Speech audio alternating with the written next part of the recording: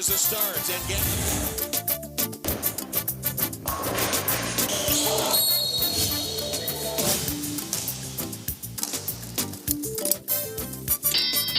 Promises to Sheriff. Winds up that right hand.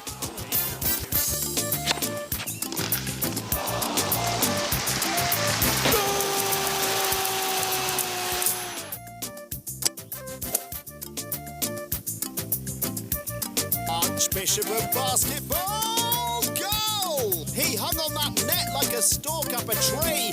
NTA Sports 20.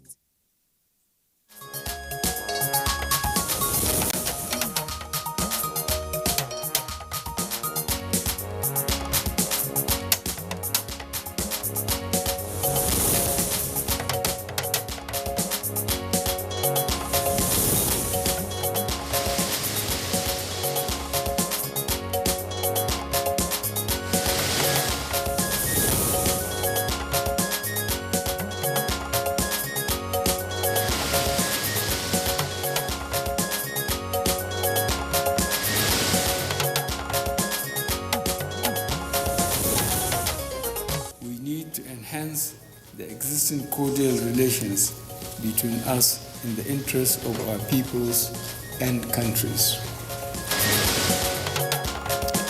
President Buhari receives 4 new ambassadors posted to Nigeria.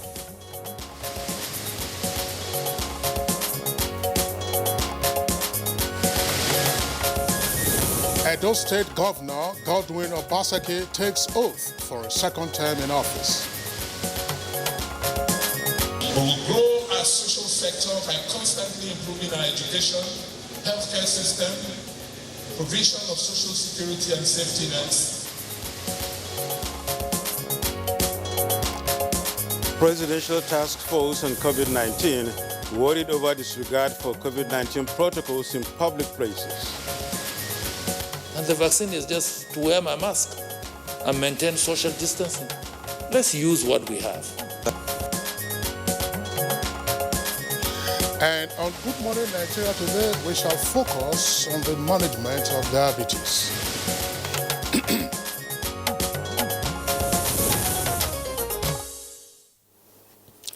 Now, let's recall events of August 6, 1945, when little boy and father Otis were sent to 2 Japanese towns of Hiroshima and Nagasaki by the Allies. The bombing of those Japanese cities during the Second World War in 1945 is recorded as the event that killed the most humans in world history.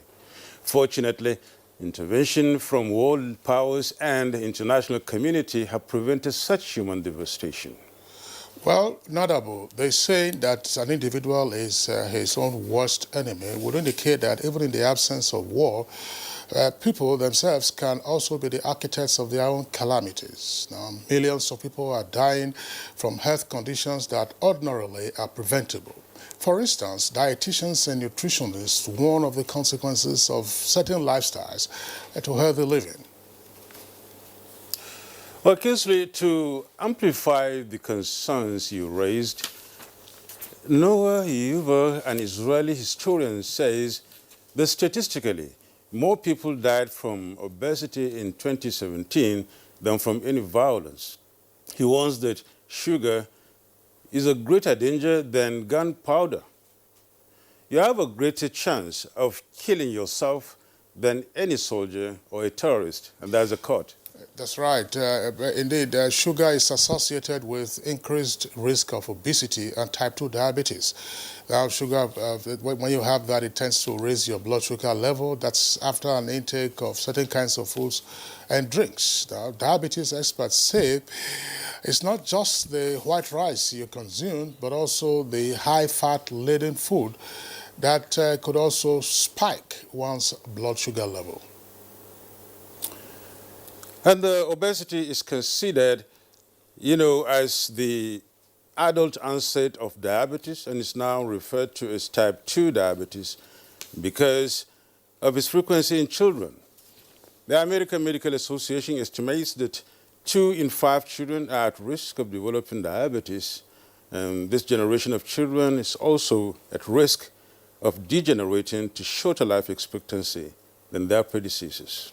Now, diabetes mellitus is a chronic, debilitating, and expensive disease. The global burden is said to be increasing. The sufferers were nearing some 400 million by 2013 and a projected number of almost 600 million by year 2035. Statistics indicate that Nigeria has the highest prevalent rate in sub-Saharan Africa, with almost 4 million people living with the condition, and that accounts for 5% of the adult population in the sub-region. Of course, we know that Nigeria is also the most populous country on the African continent. The question, however, is whether diabetes can be cured or can high blood sugar levels be reversed. Well, Kingsley, the social media is replete with a number of what is called breakthrough solutions that claim to have the propensity of curbing diabetes. But diabetes experts will tell you that there is no cure for type 2 diabetes, even though they encourage diet changes and diet changes, that is, and weight loss to induce sugar remission and delay development of complications. To achieve this, however, they will require some professional help. You're right, Nadabu. Now, nurses are often the first point of contact for patients before referrals are made. Now, the roles of nurses and responsibilities include, but not limited to, counseling of patients, giving prevention advice, using behavior change and health coaching techniques, screening and early detection, plus, of course, monitoring of urine and blood glucose levels, oral and injectable therapies. Now, patients who have diabetes specifically will require a lot of self-management skills, which the nursing staff would provide for them to, of course, continue to manage the diabetes. And of course, Kisri, there is no doubt that nurses provide outstanding support for patients with different health concerns. But as the global burden of diabetes mellitus continues to increase, the role of nurses and other health professionals in managing the impact of the condition becomes very glaring. Little wonder that this year's World Diabetes Day is recognizing the contribution of nurses in mitigating the diabetes burden and focusing attention on how nurses can make a difference. That will be the first of our conversation this morning on Good Morning Nigeria. I am Yusuf Narabusuman. Thank you for joining us. And just to indicate also that 1 in 10 persons live with diabetes, while 1 in 2 persons with diabetes don't even know that they have it. So education is key. And on World Diabetes Day, all critical players and key advocates of healthy living unite to raise awareness about the condition. As Nadabo stated earlier, the campaign this year aims at raising awareness of the crucial role that nurses play in supporting people with diabetes. So, in our program today, we shall, of course, be taking a look at that particular role and see what happens going just beyond the condition and the circumstances of the management of the disease. So, on that note again, we'd like to welcome you. I'm Kingsley Osadolo. And just a reminder of the complimentary part of the program. In a moment, we will join our colleague, Chimobi Oltanaji, for the morning news. Business news will follow thereafter, much later in the program. Bayo Atoyobe will join us for the newspaper review. So let's get started with the morning news. Chimobi. Hello, good morning, Yusuf and Kingsley. Here is the morning news. President Muhammadu Buhari says the survival of humanity depends largely on how well the international community can effectively collaborate and cooperate towards attaining goals set for global peace and economic prosperity. The president stated this while addressing 4 new ambassadors posted to Nigeria on tour of duty by their respective countries.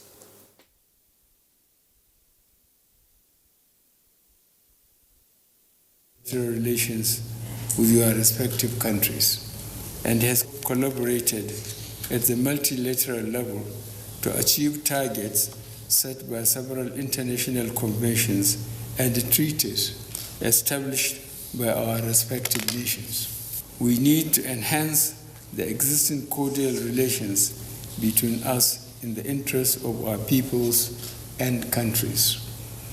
Nigeria is ready to pursue broader dialogue, as well as enhanced cooperation and collaboration on the basis of constructive mutual respect and a shared vision for our future. I would like also to tell you that we are at your disposal in order to go ahead, to strengthen, to narrow our bilateral ties, not only in the economic and commercial fields, but also in the political and cultural field.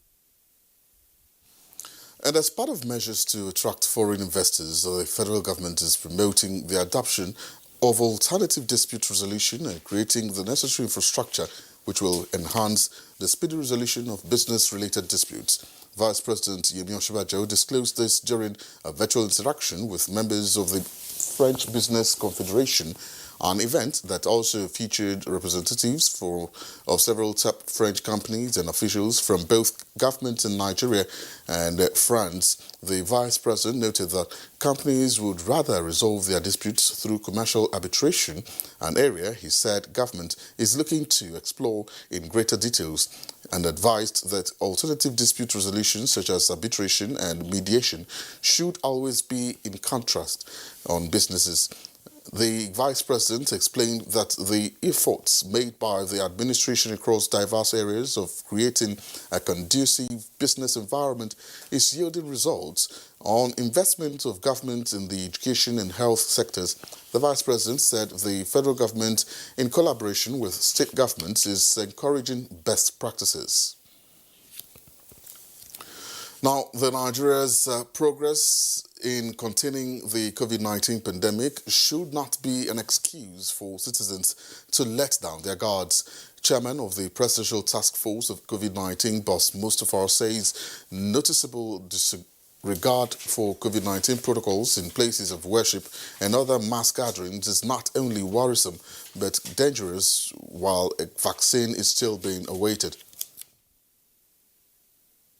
By the time the world decides that 20% will go to the most vulnerable, you know that you and I don't fall into that category.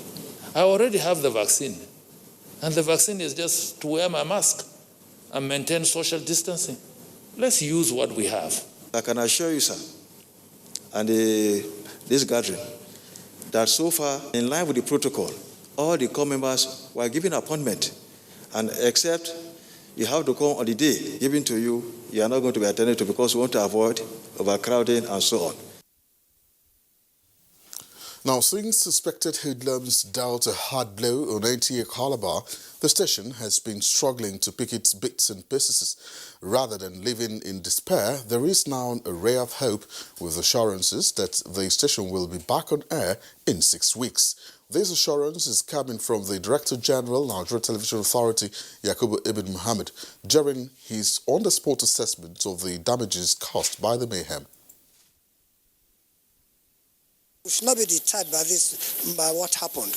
We should see it as a temporary setback. It should spur us to want to do more in the service of NTA Calabar. Actually signifies hope.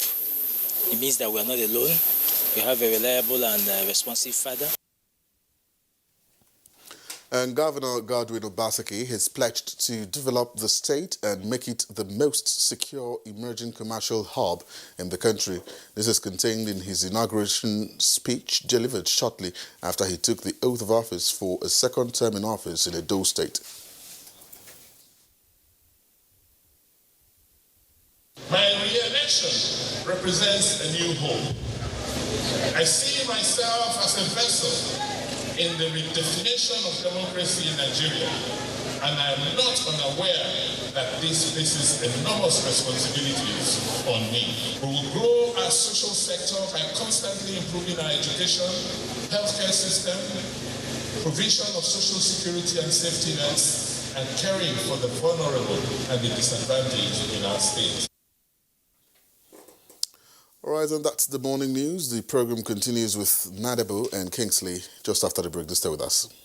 Global trends in telecommunications development of 5G, the Nigerian Communications Commission in November 2019 embarked on a proof of concept with MTN in 6 locations. Relevant stakeholders, including members of security agencies, were involved in the trial. The commission considered that the development of the 5th generation technology will be beneficial for socio-economic development of Nigeria and will consequently promote the national digital economy for a digital Nigeria that will improve the way Nigerians live and work. In view of the successful completion of the trial and a directive from the Honorable Minister of Communication and Digital Economy, the Commission commenced the development of a policy for the deployment of 5G in Nigeria. The Ministry of Communications and Digital Economy, Office of the National Security Advisor, National Assembly, Ministry of Health, National Environmental Standards and Regulations Enforcement Agency, Association of Licensed Telecommunications Operators of Nigeria are among the stakeholders that will make input into this policy. Details on NCC's website. 5G will not be deployed in Nigeria until the policy is concluded and approved. Professor Umar Garba Dambata, Executive Vice Chairman, Chief Executive, Nigerian Communications Commission, announcer.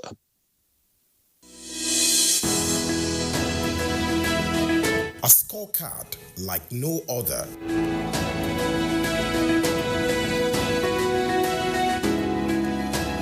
Government has put in place measures and initiatives principally targeted at youths, women, and the most vulnerable groups in our society. These included a broad plan to lift 100 million Nigerians out of poverty in the next 10 years, the creation of 75 billion Naira National Youth Investment Fund to provide opportunities for the youths, and the Micro, Small and Medium Enterprises Survivor Fund, through which government is A. Paying 3-month salaries of the staff of 100,000 micro, small and medium enterprises. B. Paying for the registration of 250,000 businesses at the Corporate Affairs Commission. C. Giving a grant of 30,000 Naira to 100,000 artisans and guaranteeing market for the product of traders. These are in addition to many other initiatives such as farmer money, trader money, market money, N-Power, N-Tech, and N-Agro. These and more in spite of a recession and a global pandemic.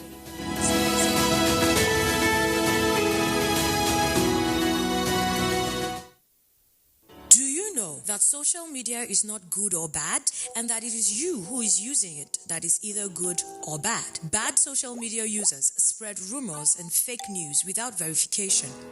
But good social media users stop, verify the information, and reflect before sharing it. Now, are you a good social media user? Stop the spread of fake news. Verify the authenticity of your source for a better Nigeria. This message is from the National Orientation Agency.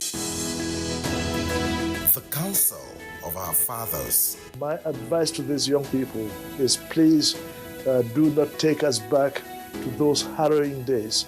You probably do not know what it is. Nigerian youths, let's build our nation together.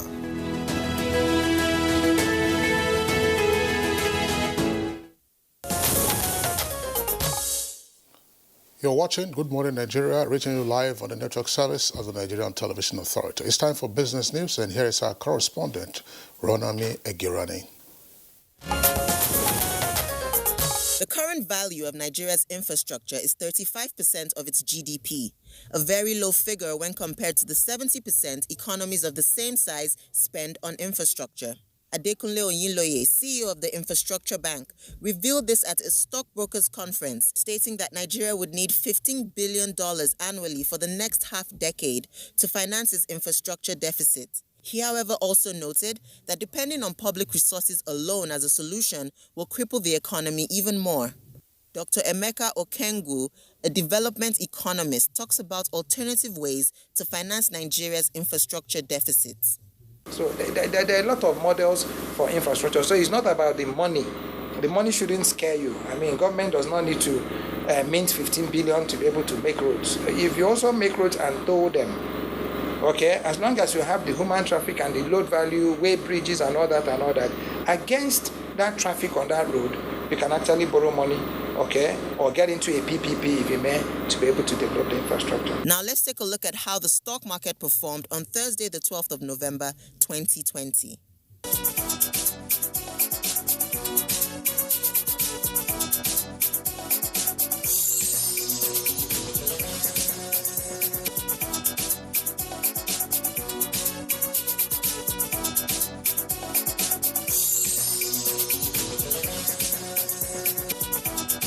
With business news, I'm Ronami Egirani.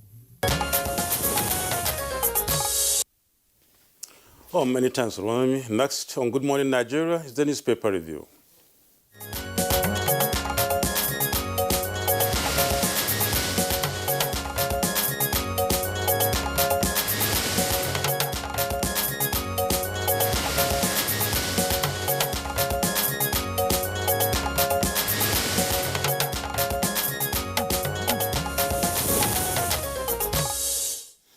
Newspaper reviewer Bayo Atebe is with us in the studios. Bayo, good morning and welcome. Thank you, Kinsley. Good morning. Good morning, Yusuf. Good morning, Bayo. Good morning, Nigeria. Right. Yusuf, we'll begin with you. Go ahead. I said we'll begin with you. No, let's get started with you. Begin with you. All right, let's take a look at the window page of the Nation newspaper. And some sad story there coming out of Accra, Ghana. Africa will miss Rawlings, say Buhari and Akufo-Addo. Ex-Ghanaian president dies at 73. Details of that can be found on page 8. And Chev Xmas home trip. PTF advises Nigerians, let's stop COVID-19 spread. That's the rider to that. Dad fed us from his pocket as Kaduna governor. And that's a reference to the late Barabe Musa, the first civilian governor of Old Kaduna State. It is on page 6. Below the nameplate, Boni sends 107 billion naira budget estimate to House. And Bello seeks approval for 151.24 billion naira. Those are state budgets, one for Yobe, the other for Kogi. Stock exchange halts trading as equities rally 1.1 trillion naira in 3 hours. And 753 Nigerian traders beg for evacuation from Ghana.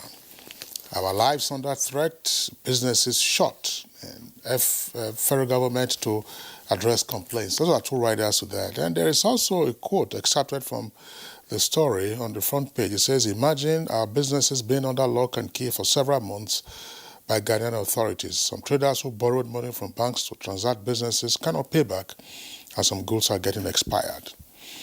Ex-governor opened 2,537 bank accounts and 1.48 billion naira found in dormant 860 accounts. That's page 8. Nadabu, did you read that? Or did you hear that? I did quite. I mean, these are court procedures. 2,537. How do you keep track of those accounts? And then 860 accounts? Yeah. Dormant, really. Dumbfounding, really. Yes. Let's continue. I don't know. The last one is doctor charged with raping married patient and Matawali signs 4 bills. Page 27. That was a teacher yesterday, abducting or rather kidnapping yeah, that's a couple of days ago. And today, abducting their son pupil and then asking for 200,000 naira ransom. Right, so. But this one, 2,537 bank accounts. There's some special skill to do that. It does, really. I'm just short of words. Yeah. Let's look at the Daily Trust and then see what's there. We have right under the masthead. Federal government worried over mental health of COVID-19 survivors. You get that story on page 6. And the ex-Ghanaian President Rawlings dies of coronavirus. That's one other death too many. You get that story on page 9. And Dangote to begin fertilizer sales this month. On page 20, you can get the details of that. At the bottom of Daily Trust, you have APC backs Sanwo-Olu on repeal of ex-governor's pension law. Go to page 36 for details. On page 9, there's a story on Lassa fever that kills 233 Nigerians in 10 months. On page 10 of the Daily Trust, a story on TSA is there, and Gombe recovers 1.48 billion naira from 256 secret accounts. That's another big one there. The big story, or the lead story here on Daily Trust, is titled Harassment. Federal government moves evacuating Nigerian traders from Ghana. And the riders are shop sealed for over a year. Relevant MDS to facilitate return, then bringing them back, not the best option, says an expert. The story is on page 4. That's the lead story on Daily Trust. Bayo? Well, let's start with the comments that have come as regards the death of former Ghanaian leader, Flight Lieutenant Jerry John Rawlings. He died at Kolebu Teaching Hospital, Accra, yesterday. He was age 73. President Muhammadu Buhari has said that Africa will miss Jerry Rawlings, while the Ghanaian president, Nana Akufo-Addo, says a great tree has fallen and Ghana is poorer for the loss. Lieutenant General Jerry Rawlings first came into prominence when in 1979 he staged a coup and ruled for 112 days. During that period, in a process he called a purge, he arrested and executed 8 military officers on complicity of corruption, which included 3 heads of states, Generals Afrifa, Achampon, and Akufo.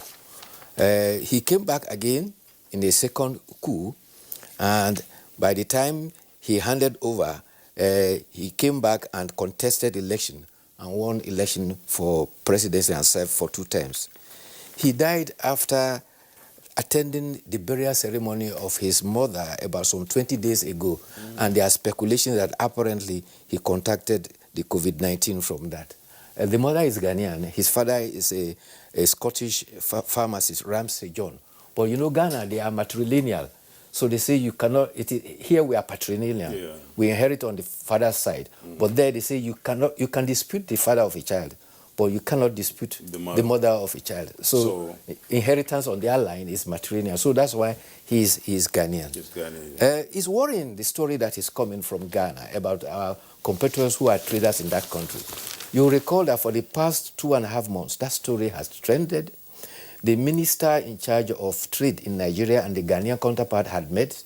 The minister of foreign affairs had also interceded. In fact, President Muhammadu Buhari had discussed the same with President Nana Akufo-Addo. But one is worried that apparently a solution has not been found. Yeah, Bayo, just to clarify the story on the opening and management of 2,537 bank accounts. Now, on page 8 of the Nation newspaper, there's an allegation being made by the governor of Gombe State, that is Inuwa Yahaya, and he was saying that at the opening of a one-day workshop on TSA, that's a Treasury Single Account, claiming that the former administration had these accounts, not that they were personal accounts, but that they were different accounts of the state government, and that they have had to streamline it and then discover some of the accounts were also dormant. So it's not from court proceedings, that it was an allegation made by the incumbent governor as to how the previous administration operated those accounts. Some of the accounts, according to the governor, were not disclosed, apparently. But if he had his handover notes, I'm sure those things could have been discovered there. Yes. Well, Governor Obaseki has been inaugurated for a second time, saying it is an opportunity to bridge the gap between the challenge of the past and the promising future that holds for Edo State. He called on all to shelve the past challenges of inequality, injustice, underdevelopment, and poverty, and all should join hands to lift and give Edo the determination to move Edo forward. He says that as kith and kin, we should stop looking at the past and take our destiny in our own hands. Also at Ogbe Stadium, where that ceremony took place yesterday, the Nigerian Super Eagles will be taking on the Leon Stars today. This is a qualifying match in the African Cup of Nations series. The Super Eagles now have a blend of experienced players as well as youthful ones. And Coach Gene Rod says that the match will be tough because many people might think that Sierra Leone is a minion. And he makes a reference to the match between Nigeria and Seychelles in Asaba, which gave us a tough time. But he says we have to win this because it's a competition match. It's not like the friendlies we played this last month. There are no underdogs now in football. Yes. Sure. Absolutely. If you underrate anybody, you do it at your own peril. Unfortunately, you're not going to have spectators at the stadium yes. on account of COVID-19. But they say the match will be shown live. It will be watched virtually across the nation. We're shown live. Yes. Yes. That's if it's live. It's virtual.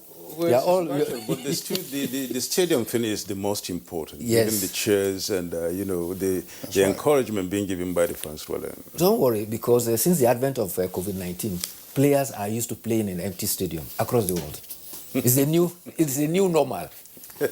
All right, Bayo, let's take a look at the editorial from the Punch newspaper. It says, making presidential mass metering initiative work. And the editorial in part says that under the presidential mass metering initiative, the government is making funds available for discos to roll out 1 million meters in the first phase at no cost to consumers. But the editorial adds that the meter distribution should be effectively monitored by NEC, that is the electricity regulator, to protect it from individuals bent on sustaining sleaze in the sector. Well, the concern about metering and electricity has been a matter of concern. In fact, 2 days ago, incidentally, we couldn't take a look at it. It was the subject of editorial for the nation, and we were scheduled to look at it. But the whole crux is about the federal government plan to provide 6 million meters for the nation. Currently, from the population we have, Nigeria has 10.47 consumers. The metering level is about 4.23 million, and therefore there is a shortfall of 6.24 million. And federal government in its latest program is to provide 6 million meters. So that will go a long way in ensuring that everybody is metered. So one of the targets is to eliminate estimated building for which consumers are being done in. And what the editorial is happening on is that this is a very good initiative because they are to source the meters from local manufacturers. It will create an avenue for mass employment and will be a redeem for our mass unemployment situation. But they are challenging the Nigeria Electricity Regulatory Commission to assert itself and regulate properly. And they are also calling for Nigerian labor as well as civil society organizations to monitor the metering. The metering has started from Lagos, Kaduna, and Lagos, but subsequently it will go across all the discos around the nation. And that is a good step really in the right direction. And I think the federal government is trying to tackle the power issue and trying to get the records straight. Is the normal all over the place? It's only maybe in Nigeria and some few other countries that this metering is becoming a problem, but all over, even water meters are there too. Absolutely. Yeah, but there's also an attitude with our attitude. We tend to think that everything that belongs to government, from the days of ECN to NEPA to power holding, it belongs to government and it belongs to nobody and we can take it free. Most people connect power illegally. Well, thank you so much. Getting a meter now, we hope it will not be as arduous as it had been for some years. If the meters are being rolled out, let them be available. Because sometimes the meters were being hoarded. Yes. And then the customer, of course, obviously got cheated through the estimated billing. I think with this initiative, the federal government is going to break that. Once it's going to be free, to a great extent, people will not hoard it. Yes. And I think it go a long way in trying to reduce all these illegal connections. Thank you so very much, Bayo. We thank you so much for being part of this program today. Thank you. This morning. And then we look forward to see you on Monday again. Thank you. We wish you a very happy weekend. This Good Morning Nigeria, reaching you from the Nigerian Television Authority. We shall now take a break. We'll be back in a moment. Stay with us. The counsel of our fathers. I will urge and advise our younger generation to use talent and brain to sort out problems, not arms. Nigerian youths, let's build our nation together.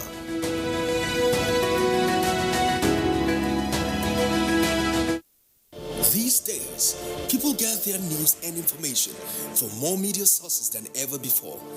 Some of the news and information given are fake, unverified, doctored, and manufactured to create confusion, stir disaffection, and cause disunity. Before you believe or share any news, ask yourself, is this real? Is it from a credible source? Is it verified or verifiable? Fake news is dangerous. Whether you do it for fun or for political gains, real people can get hurt. Fake news, don't create it, don't spread it. This is a public service announcement from NTA.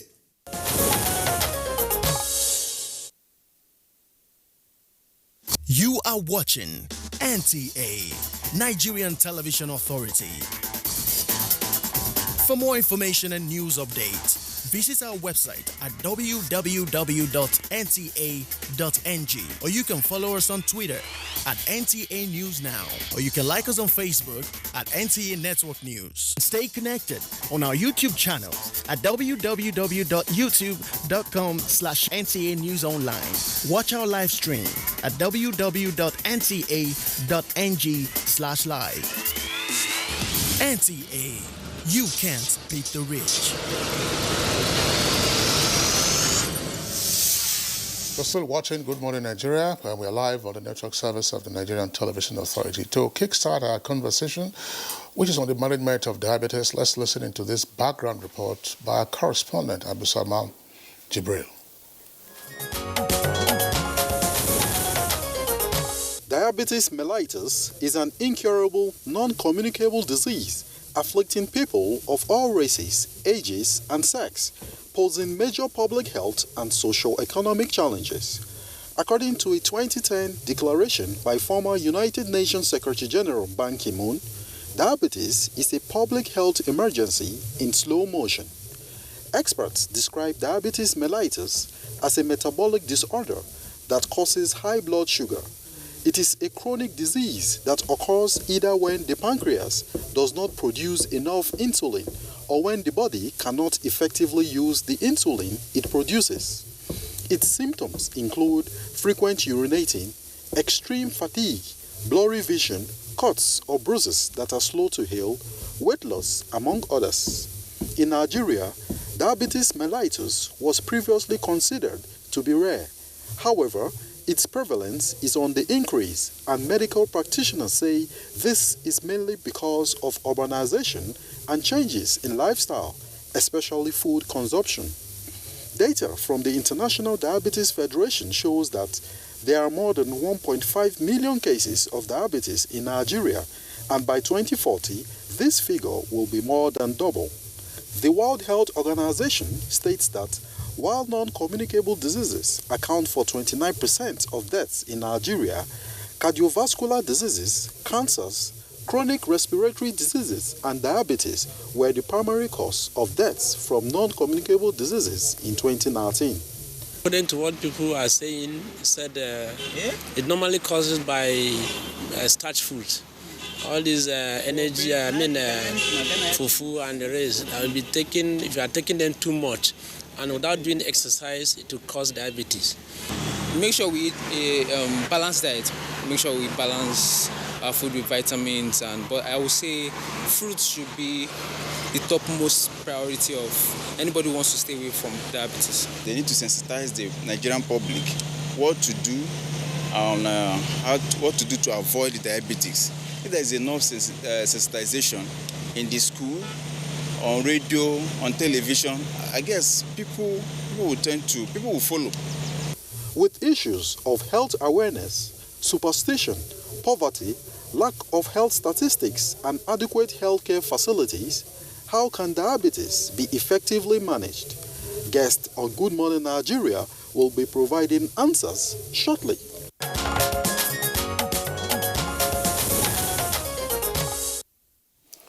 You're watching Good Morning Nigeria, reaching you from the studios of the Nigerian Television Authority. Our topic this morning is managing diabetes. And to discuss this topic, first I would like to welcome Felicia Numa, Professor of Medicine and Endocrinology, Dean also, Faculty of Clinical Sciences, University of Abuja, and she is also the President, Diabetic Foot Nigeria Initiative. Many thanks for joining us. Thank you for inviting me. Thank you very much. We also have here in the studio, Dr. Goodness Chidi Anyau, community nutritionist, and she's the first and immediate past president of Nutrition Society of Nigeria, FCT chapter. Welcome to the program. Very much. Thanks for having me.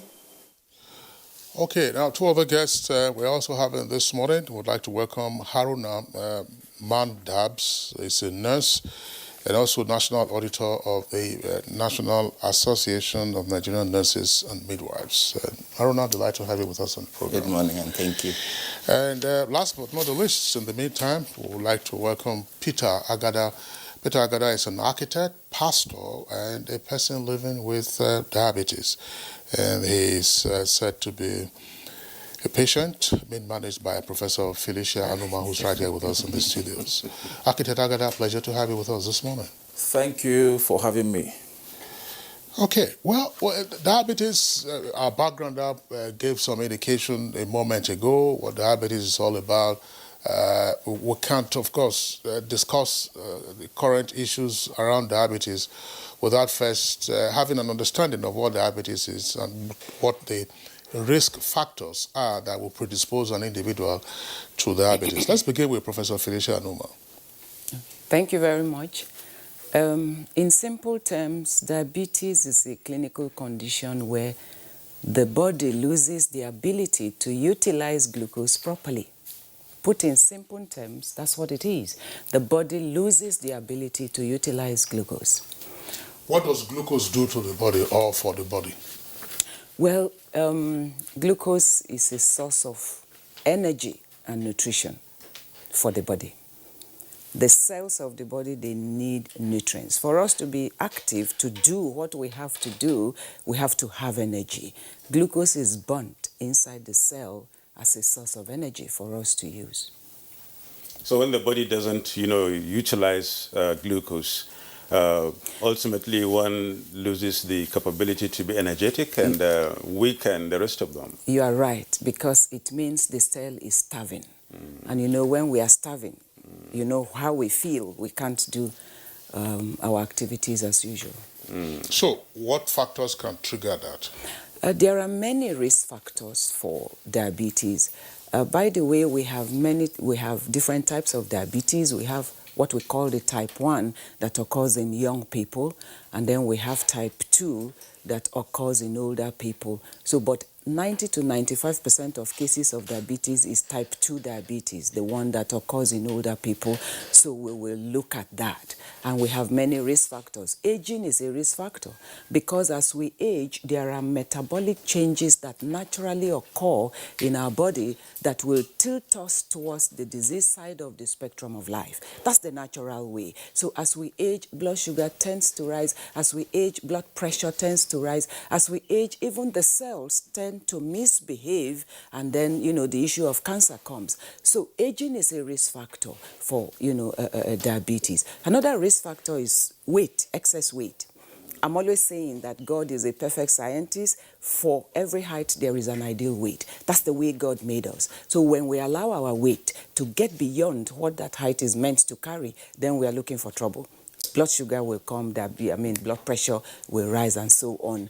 And then diet is another critical risk factor. In the urban setup, what we did is we civilized everything around us, including our diet. So we began to acquire the diseases of civilization because we left our African or Nigerian not healthy diet for the civilized diet, because these diets, they are full of a lot of bad fat, a lot of sugar, a lot of salt. So we tend to, acquire these diseases more in the urban setup than in the rural setup. And another thing is physical inactivity. In Nigeria, once we are getting affluent, we stop being active because we now have a lot of people around us that is lifting our hands, lifting our legs. We no longer move. Even to carry our bags, somebody helps us. So we take a lot of calorie in and we burn nothing out. So we have an imbalance, which is fat, that will, tilt us towards having diabetes, hypertension, and so on. We have a patient in this house,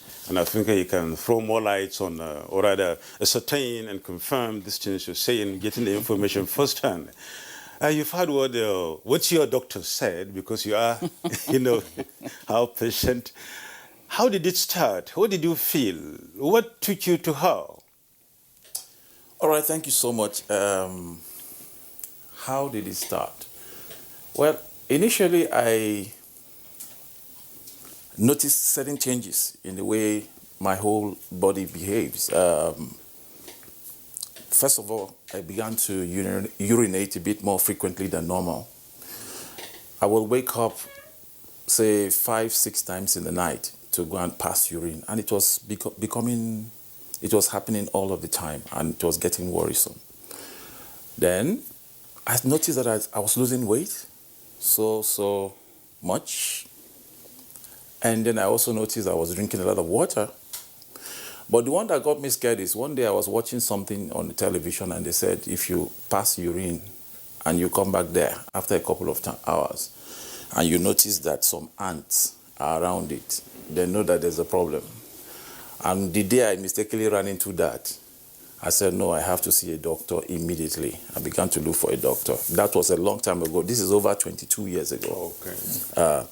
My meeting with Dr. Numa was recent. I've been managing it the way I knew best, but that best was not good enough. And then this situation translated to other complications. I began to notice palpitations. My heart will be beating, you know. So I went to look for somebody to tell me about the heart situation. And then the person recommended me to meet Prof. I went to see Prof, and she asked 1, 2, 3 questions and said, this is your situation.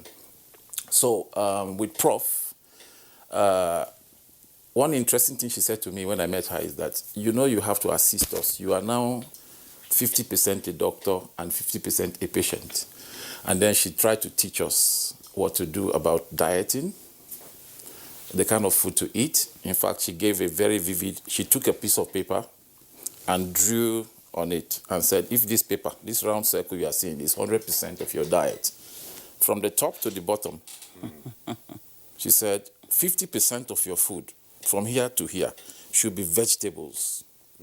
Then she drew another line across the middle, almost like drawing a pie chart. Here, protein, here, carb. So dieting is very, very critical. Very, very critical. Vegetables, your carb and all other things measured properly. In fact, I'm even going further to understanding the amount of carbs in what I put in my mouth now. Carb counting. Very, very critical. And then exercise. Any day I do not have my protocol of exercise, 1 hour at least of rigorous exercise every day, either in the mornings or in the evenings. When I do my test, I'm coming to the next item now, testing. You must live with the science of your body. You must understand your body sciences, your body vitals. I have 2 machines in my house. One of them tests the glucose in my blood. It's called glucometer. The other one tests my blood pressure. I do those twice in a day. Sometimes I do it every day, sometimes I don't. But I understand my body science right now. I can tell you, the way I'm feeling now is like my sugar is high, or the way I'm feeling now is like my sugar is low. I'm not perfect yet. I still keep my contact with my doctor as much as possible. Even when I'm feeling well, I call her, I send her text. I look for her, you know, if I need to look for her. She's a doctor and she's also a partner in my existence right now. And I think that is what everybody should do. I've managed this for 22 years. I'm feeling well by the grace of God. Ultimately, God is also the final. He's the one that tells you, this is the time to go and do this is the time to go and do that. It's in your inside. So basically, this is how I've lived the last 22 years or so that I've been managing it. Well, just to clarify for our viewers, you know, you say you have 2 machines at home, the glucometer and the blood pressure monitor. These are actually very portable items. Could you explain that to us? So that the items you can actually put in your pocket so that they don't start thinking that it's some big machine that you find in the factory. Oh, yes, yes. Thank you so much, sir. I call them machines because they operate automatically. They are little. They are portable. The glucometer is very little you can put in your pocket. It has a prick, and then you take the blood, and then you have a strip that you put inside it. It gives you readings. With time, you will understand the readings that are safe or not safe. In fact, with my doctor, what I do, I even understand the kind of readings that I should have 2 hours after meal. Okay? 6 hours after meal, you know? The kind of readings you should have first in the morning or late in the evening. There are readings that are considered safe or not safe. Very little machine like that. It's called a glucometer. And then I have a BP monitor. You just wear it like a wristwatch. In fact, this wristwatch that I wear, they had to tell me to stop believing it. It's also a blood pressure monitor of some kind. Some of them, they now come in the level of something like a wristwatch. You put it up, and then it tells you this is your blood pressure. It tells you your blood count per minute. It tells you the systole and the diastole. Okay? And all of these have ranges that you must manage. So it is a life of understanding the science of your body, the vital signs of your body. You must be on tab with the vital signs of your body. Very, very critical. And you must keep contact with your doctor, whether you feel well or you don't feel well. It's critical. The doctor becomes a part of your everyday, an integral part of your life. Professor Felicia, let's establish the real premise for this discussion, therefore. Diabetes is one word, but there are so many types of it, I believe, maybe two, basically. We want to shed more light on these two so that we can now see where does pastor fit in and where do other people fit in? Okay. The type 1 diabetes, like I said, it occurs in younger people, and there is a genetic predisposition to this. Yeah. Right. And then there are environmental factors that now, decide whether this individual who has a genetic predisposition is going to express the disease or not, like viral infections. Type 2 diabetes, like I said, is the most common type of diabetes. More than 90% of cases of diabetes that you hear is type 2 diabetes. And I was mentioning the risk factors that what predisposes an individual to type 2 diabetes. Something I didn't mention was family history. Family history is so important for people to know, because if you have one parent with diabetes, any of the children of that parent, they have a 40% chance of developing diabetes at any stage of their lifetime. If two parents have, there is as much as 70% chance. Wow. And if a brother or a sister has, there is also a 40% chance. But I try to let patients know that they owe their relations a responsibility. Because if in Nigeria, we don't like the next person to know that we have this problem. But I tell them they owe their relations a responsibility, because if one brother has diabetes and you let the others know, then they can get well informed, live right and not have it. If you have a 40% chance of having a disease, God has left 60% in your hands to get well informed, live right and not have it. So I'm always trying to encourage. And then I tell parents who have diabetes, they have a responsibility towards their children. They must ensure that their children don't get into that 40% of having the disease. Do the risk factors apply to both types of diabetes? No, right. They don't. The type 1 is solely genetic, and when they have, viral infections, it now makes, because the viral there's what we call, I don't want to use too much medical word, there's what we call antigenic mimicry. Now, if somebody has a genetic predisposition and now gets a viral infection, that the antigens are similar to the antigens in the B cell in the pancreas that produces insulin, then the antibodies this person produces to handle those viruses will affect the antigen of the B cell and destroy it. Okay. Thank you, Professor Felicia Anuma. Let's bring in Haruna, who is a nurse, of course, the National Auditor of the National Association of Nigerian Nurses and Midwives. At the beginning of this program, we had indicated that nurses play a vital role as caregivers to patients with diabetes.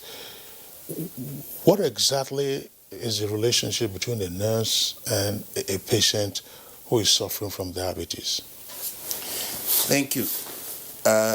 The patient who is suffering from diabetes or diabetes mellitus, which is a very common one, and the nurse, like the Prof have explained, this is a patient having problem of metabolic disorder, of carbohydrate, is complaining of urination, complaining of that.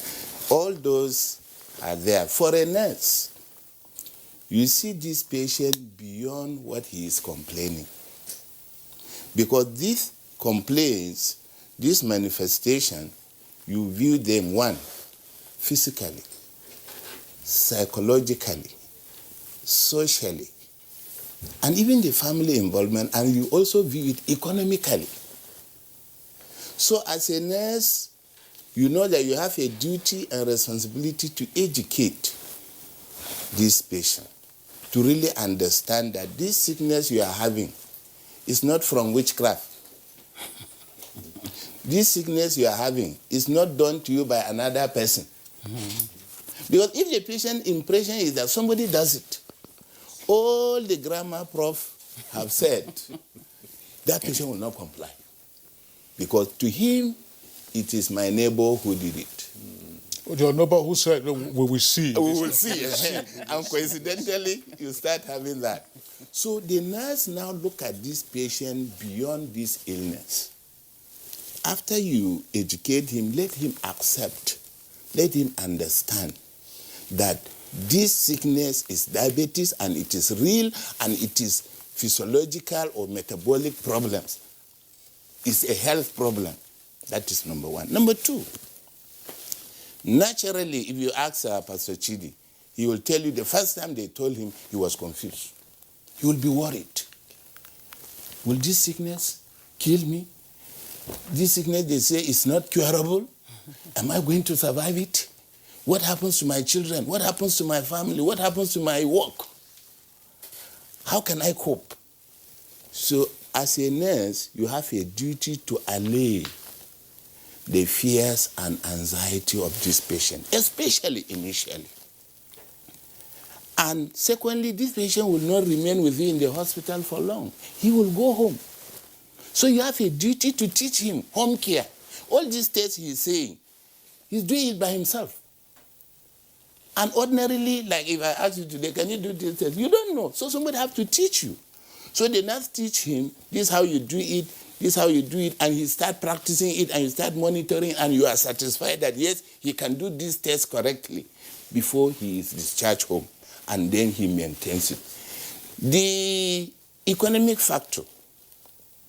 What is his level of economy? Is he a worker? If he's a worker, what is his take-home pay? Is he not a worker? He's in the community. Is he doing business? What type of business is he doing? Can he cope with buying this, buying that? Can he cope with this type of diet selection here and there? How is the family economic status? So as a nurse, you must be able to establish that so that this client or patient will now have necessary support. Sometimes you may even have to invite the family members. Discuss with them. This is what is happening with this guy, and it's manageable. It's not a death warrant. But you have a role to support him, just like she highlighted earlier, to support him with this, with that, with that. And then let him also be able to do other things. Let him know that he can live his near normal life. He can still do his normal walkings. Then there are a lot of precautions you need to take. How do you live your life? How do you maintain this condition without complicating it? Even the type of shoe you wear.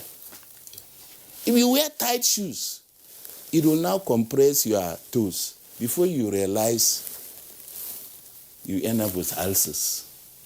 Before you realize, you'll start taking up cutting your leg or cutting your, and that will worsen the situation. So the behavioral change system in this entire patient is the nurse who should highlight all these things to him early enough. In fact, as a man, let him be able to know that his desire for his wife will reduce. And let the wife know. So the nurse now have to discuss with him and discuss with the wife. If not, there will be broken home. But if you discuss this and he is aware that this desire for my wife is reducing, has correlation with my condition, and let the wife also know, so that both of them can manage this situation together. You see, these are all part of what the nurse should do.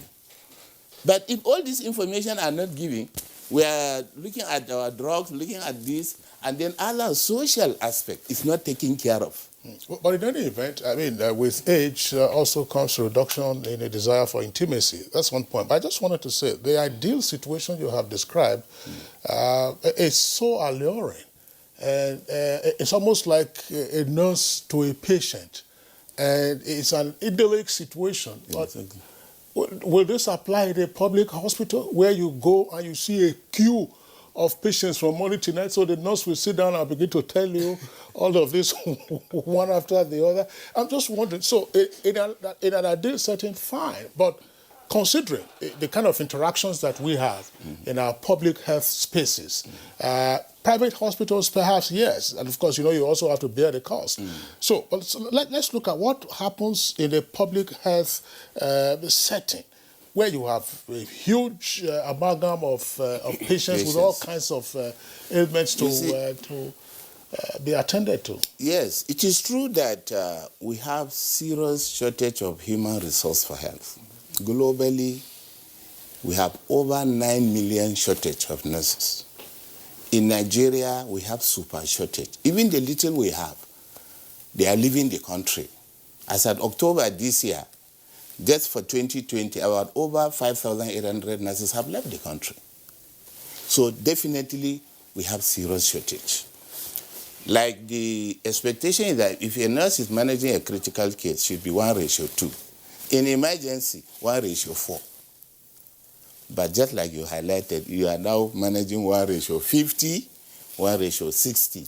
When there's one, now that's what we call triaging, prioritizing. All these gamuts of patients, they don't have similar problems. Definitely with the tightness of the situation, you have to prioritize the type of conditions. If they tell you, okay, this patient has been diagnosed with diabetes, or this patient has been diagnosed with HIV, let me put it, another one. So you know that these two cases, you must give them extra time. It's different from this one have come, I have malaria. 1, 2, you just talk. But when they say this is the first time they are diagnosing diabetes, you must create time for this patient. You must, that one, you don't have option. But if it is a patient that comes normal follow-up with the many cases, they are already used to the system. And that is why we've been highlighting. Many don't understand the implication of these shortages. When you say the number is not enough, the number is not enough, people don't understand. They feel, why are you behaving this way? We don't have money to employ. We don't have this, we don't have that. But honestly, sickness in diabetes, for the first time a client is diagnosed, every professional nurse knows that you must give that patient a time. Sometimes if the timing is so compacted that you are overwhelmed, give him another time. You can just see him, okay, sir, this is the situation, you've been diagnosed. What's the time now? 10 o'clock, we're a bit tight, but I would want to have a discussion with you. So what time is it okay for you? Before 4, for instance. You say, okay, I can make it 3 o'clock. By that 3, the work is cleared. Then you give him that time. Subsequent follow-up, you don't need to give him longer time. And once a nurse misses that initial awareness and discussion, I assure you there will be a lot of problems. This patient will come, you discover that glucose management is becoming difficult. The doctor will be in trouble. What is the matter? Maybe this patient is not even complying. They are saying, take this diet, take this diet. They will even give an impression to the relative that they have eaten, and they have quietly put it in the dustbin. Even their drugs, they will give an impression that they are taking the drug, while they have not taken it. All because if there's a problem in the initial discussion. So we want to appeal that no matter, that initial time must be created at the first diagnosis. So as a nurse, you are very central. You have become a member by implication of the family of that person. You must relate with him, relate with the wife, relate with the children, relate with everybody, even the community, how they view it. Because it's possible in that community, they have their own interpretation of how that happens. They will tell you there's a witch in one river, Anytime you drink water from that river, that's why he's following this home. He's following them. They are bad people. The father had this, the mother have this. You see the children, they are all having this. So the view of the community matters a lot also.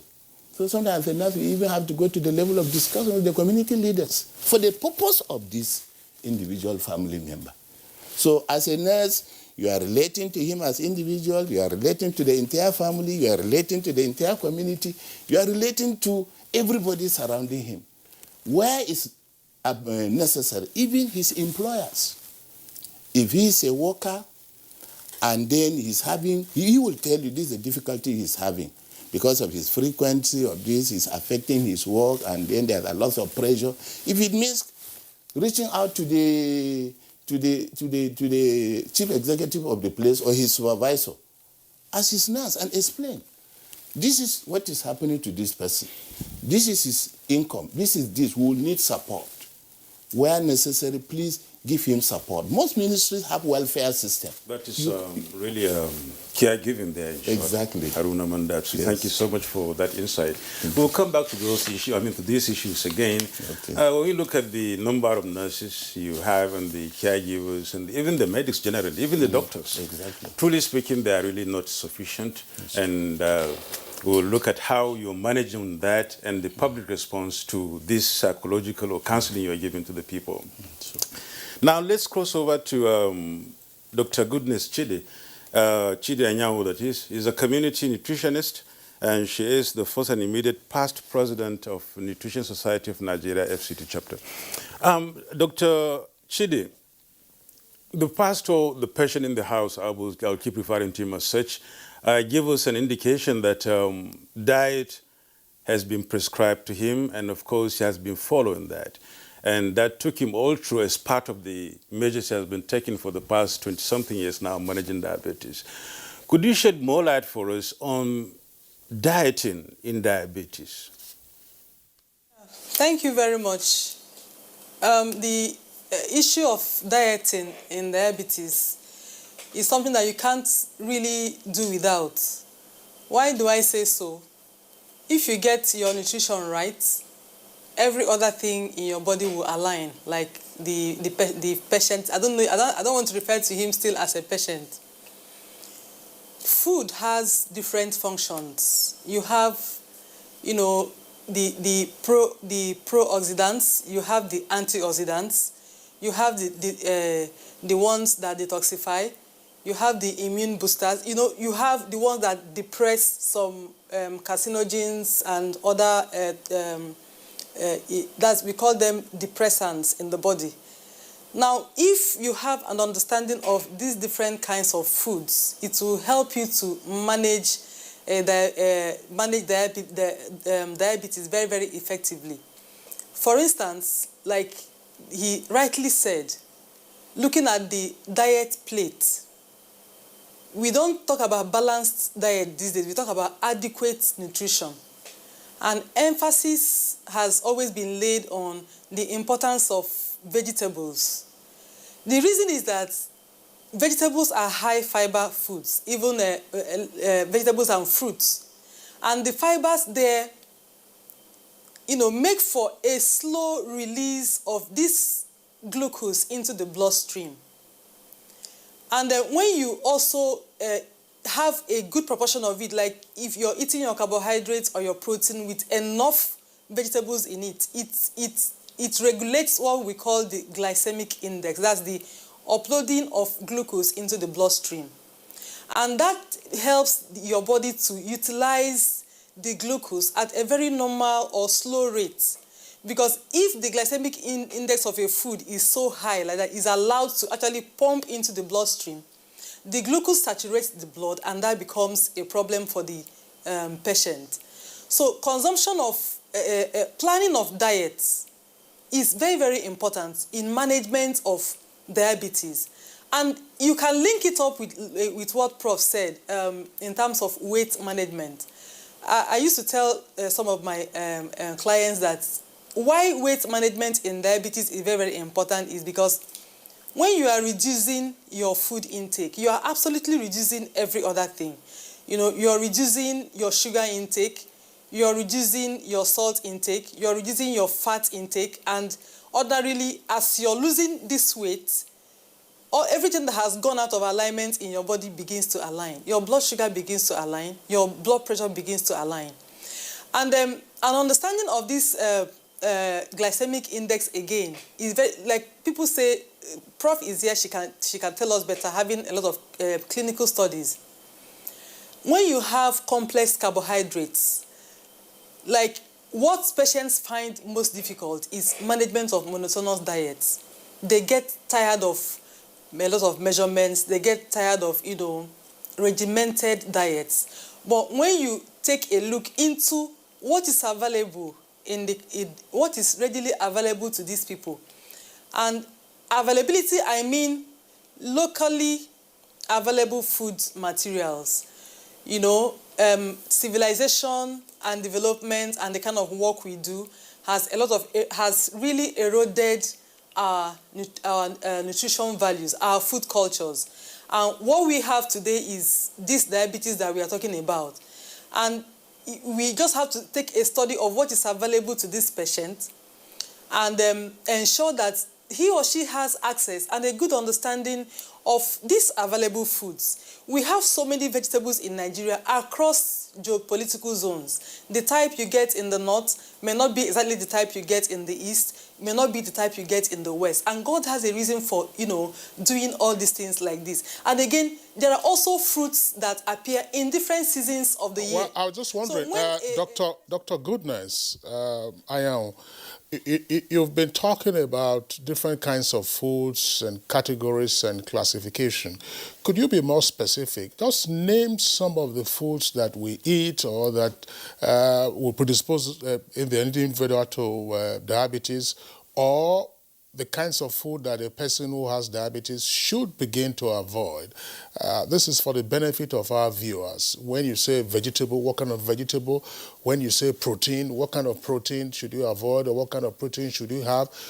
In the community sense, people will say, oh, this kind of diet or this kind of meal is peculiar to us. What are those things? In terms of vegetables, we have in my own locality, we have ugu or pumpkin is something that is almost a general thing. We have the green, we have the lettuce, there's the parsley, there's a lot of them we get in that. There are the mints, in the north you have the zobo leaves, a lot of them. We have the oha in Igbo. We have the what do they call it? The green slurry vegetable from the Yoruba states. And these are vegetables that, they have soluble fiber. And they help in, take for instance, when you grind or cut okra, and you want to pass it through a sieve, the water will not leave. I just want to use this as an illustration. The water will not pass through that sieve easily because of the soluble fiber in the vegetable. And that is exactly what happens when you consume okra with that fiber in your body. It slows down or it reduces the absorption rate of the glucose, the uptake into the bloodstream. And again, talk about fruits. We have the high sugar fruits, which we don't advise diabetic patients to, depending on the level of level of the diabetes. We don't really advise them to go on high sugar fruits. But if you must take such fruits, you must eat them with the bark, something like the mango. You don't have to throw away the peels of your mango. No, it is that peel or the bark of the mango is what actually helps in the slow absorption of the glucose or of the fructose in that particular fruit. And again, the proteins, we normally prescribe beans. Beans has a lot of isoflavones that also depress some of these, depress some diabetogenic substances in the body. And that is why, because the absorption of protein does not raise it doesn't have a high glycemic index. The digestion of protein is slow, and the sugar release is also slow. It can sustain a patient for quite a long time, And again, it doesn't also have high Oh, well, sorry about that. There appears to be some disruption of our connection to Dr. Goodness. I just want to bring in Professor Felicia Enuma to further elaborate on the types of diet with specific names, the kinds of fruits that you should eat with some more cautions. You just mentioned only one, which is a mango. So take it along with the peel. What kind of other fruits are high in sugar and how should they be eaten? Okay, thank you very much. When we talk about diet in diabetes, there are certain things that are important. One very important issue is that we don't want people to consume things that contain what we call refined sugars. That's when you put any food in your mouth and it's tasting sweet immediately, it means it has refined sugars. These are sugars in their most easily absorbable form, like Coke. So, you know, when you take a bottle of Coke, the sugar runs directly into the blood to step up the blood sugar. So the absolute rule is that we don't want people taking things containing refined sugars. That's why we tell people don't take fizzy drinks, ice creams, chocolates, cakes, don't. But otherwise, this individual can eat any other thing because the idea is we don't want to strip this individual from his natural food environment, from what the individual likes. Because if you do that, then you are making life miserable for this person. And you know, we have a saying in Nigeria that I beg is something that we give somebody one day, I beg, let me enjoy my life. So we like to play around the food environment of this individual, what he likes. So apart from don't take refined sugars, this person can take any other thing. The only thing is how much of rice is this person consuming and with what? That's why he said, my patient said, I drew a plate and I said, half of it should be vegetables of any type that you like, as long as it is called vegetable. Whatever it is that we name vegetable in our environment, that's fine. But leafy vegetables. Leafy vegetables, then carrots, cabbage, whatever it is, cucumber, whatever it is that we call vegetable that we know the name is vegetable in Nigeria. Half of the plate. Half of the plate. Right. So anything called vegetable should be half of your plate. If it is... As Nigerians will say, sorry to interject, do you get belly full when you eat only vegetable? Oh, yes, you will. No, I'm asking... Agada, do you get belly full? Because somebody will say, only vegetable. Only after a couple of hours, you know, you'll be hungry. He's right.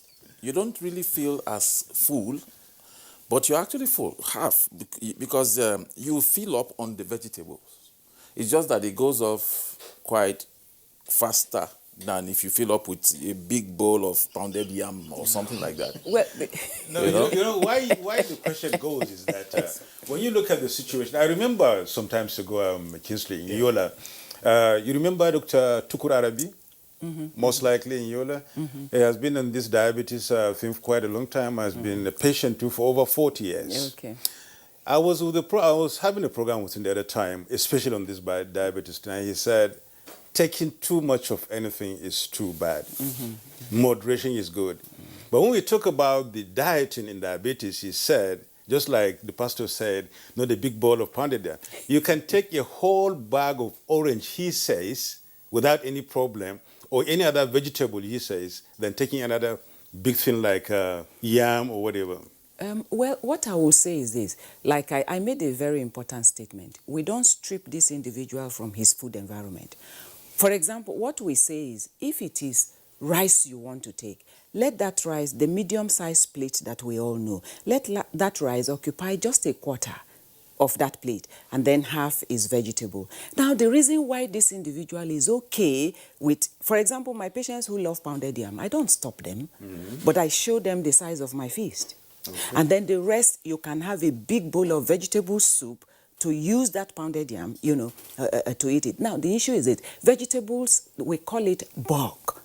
You know, we call it roughage in local terms, but it contains fiber. The issue is it will fill you, it will fill the space. You're not going to get hungry, but at the end of the day, it slows the digestion rate and the amount of glucose you are going to absorb from that pounded yam, it slows it. That is why it's so important that, you know, so if the person wants to eat rice, beans, potato, whatever it is, no problem. But how much of it are you taking? And with what are you taking it? And that's, where vegetable. And we have other sources of fiber. For example, Professor Anuma, thanks a lot. I mean, Nadabu, I'm sure you have also experienced this, and our viewers probably are also most familiar with this. Oh, they say pounded yam because people have heard much more frequently now about the harm that it could cause to the body if taken frequently and excessively. So they now say, go and take wheat. It's what swallow. They will mention semo, they will mention all kinds of things, oat, and so on and so forth. What are the harms likely to arise from this? Because the wheat, you will see some products they will say wheat-free, gluten-free. What do those things mean for diabetes? Well, there are people who have allergic reactions to some components in the wheat. There's a protein called gluten that is in the wheat. There are people, just like when we have allergy to dust, we have allergy to cold, they have allergy. They have allergic reactions to that component. So such people, we don't advise them to take wheat because it can give them, problems. But the issue is not the name of the swallow that is important. It's not whether it's eba, whether it's wheat, whether it's pounded, or whatever. It is how much, whether it's two, is how much. It's so important, how much. Because if I go to somewhere with someone and there is pounded yam and vegetable soup, and I say, I am going to take pounded yam and vegetable soup, but that person says, because of diabetes, I'm going to take beans. If the person takes too much beans, when you check our blood sugars 2 hours after, that person's blood sugar may be higher than my own. Why? Because of the amount of beans that he has taken. That's why quantity is very important. Quantity. So it is how much, and then with what are you combining it? That statement is very important that I want people to take home. Okay. Sorry, there's this other one. It may sound funny, but it's important to clarify because we have a broad range of viewers of Good Morning Nigeria and Nigerian Television Authority in general. There's a particular meal, I'm sure they call it 6 to 6. You take it 6 in the morning, it can last you up to 6 p.m. Akpu, does it have any role in diabetes? Well, the dietitian mentioned something called glycemic index. Well, it is a way we assess how fast and how high a particular food we have taken steps up our blood glucose. And we have GI for various foods. All right? So the GI of apple is quite high. So when you have foods that have very high GI, what I tell my patient, if you love it, very little. If the person is a Muslim, I say, okay, use it to celebrate Fridays. If the person is a Christian, I say, use it to celebrate your Sundays. So I don't remove the person completely, but I show a very small size and I say, okay, you can take it sparingly once in a while just for you to feel good. The food thing is, inexhaustive. We'll keep talking about that for quite some time. In the course of this program, we've been able to join, or rather get across to us, Dr. Ogugua Osi Ogbu, that is, sorry about the name, physician and geriatrician, Department of Internal Medicine, National Hospital Abuja. You're welcome to Good Morning Nigeria, though you come in now.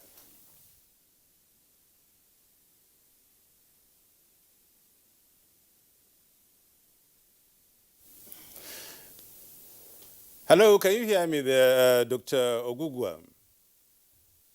Yes, I can. Diabetes, which of course that is why you are here, and we're celebrating, we're trying to see how people understand much about diabetes and manage it if they do have it, or prevent it if they don't, or treat it if they are really facing it. We're talking about the risk factors. Initially, we discussed, a lot of factors which include dieting, sedentary mode of life, especially in Nigeria and among the high class or high profile people. Could you please shed more light for us, therefore, on one of these risk factors, which is the sedentary life of Nigerians, especially high profile people, or generally Nigerians anyway? Let me not just be so categorical because it affects almost everybody who has the chance to get some help from anybody else. Shed more light for us on this and then see how exercises in this regard can go a long way in trying to manage diabetes? Thank you very much for having me. Good morning, everyone, and good morning, Nigeria. Yes, so sedentary lifestyle is one of those major risk factors for what we call lifestyle-related diseases, diabetes being one of them. There's a recommendation that every individual at a minimum should engage in quick-paced walks, 150 minutes per week. And that translates to 30 minutes at the minimum 5 times a week. That's the minimum recommendation. If you can do double that, it's actually, you're better off than the person who does the minimum. There's also a recommendation that we should take 10,000 steps per day. So really the way we can do this is whenever you find yourself in a sitting position, you're a CEO, you're a clerical staff, and you've been sitting for 2 hours, you really should get up from that chair, walk around for about 5 to 10 minutes, take a few steps, and you might be able to get in about 200 steps during that 10-minute break before you come back again. Sitting has been described as the new smoking. And, a lot of times when, I'm clerking clients in the clinic and I say, oh, Mama or Papa, do you smoke? And, the first reaction is, oh, God forbid. So when people hear that correlation, that sitting is the new smoking, that's really a catchy phrase that drives it home that, look, we really don't want people to sit. We want you to move, move, move.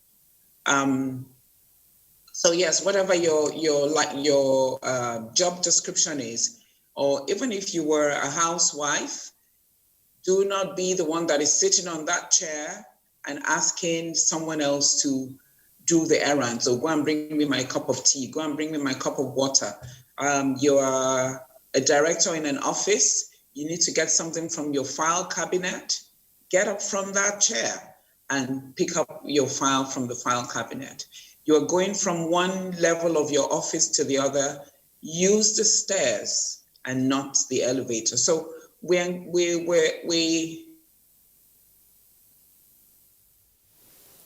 Oh, shame. That's it looks like. Well, it so seems as if we've lost Dr. Ogugwa there.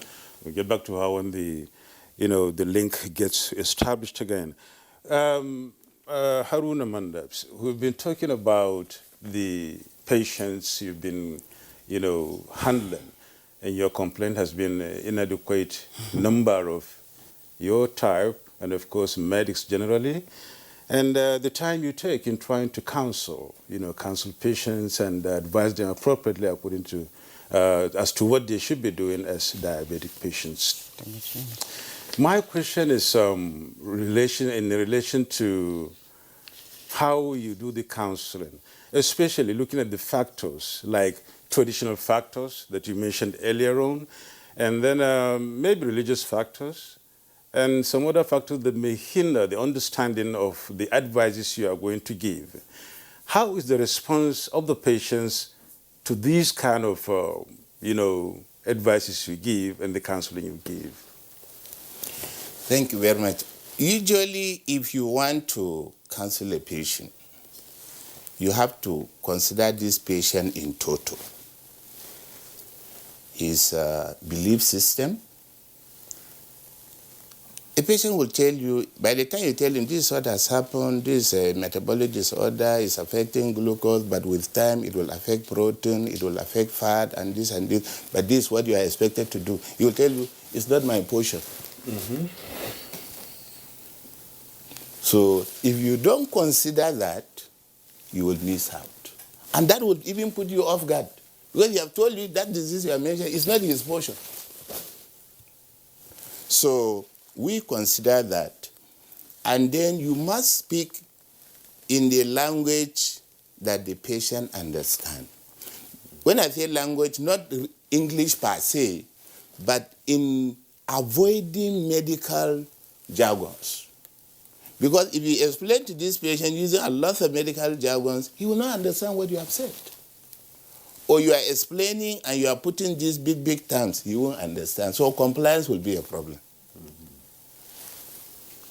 2, sometimes you allow this patient even tell you initially, what does he think?